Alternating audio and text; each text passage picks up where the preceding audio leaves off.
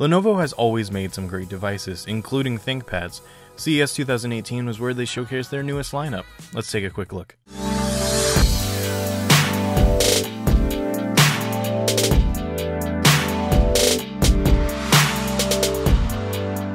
First off is the X1 Carbon. With its lightweight body and powerful specs, it boasts an 8th gen i7 like all three products in the video. The display is bright, crisp, and stunning all around.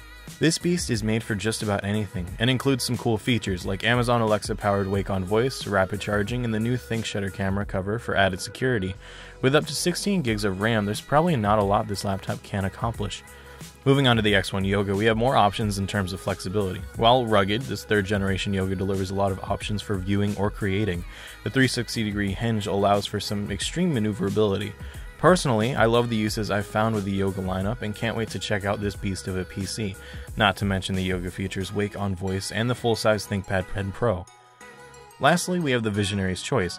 The X1 tablet delivers the best of both maneuverability and creativity with the ThinkPad Pen Pro, a 3K display, and removable keyboard for quick on-the-go productivity. The stand pops out of the back for easy laptop mode, not to mention the display is gorgeous in person.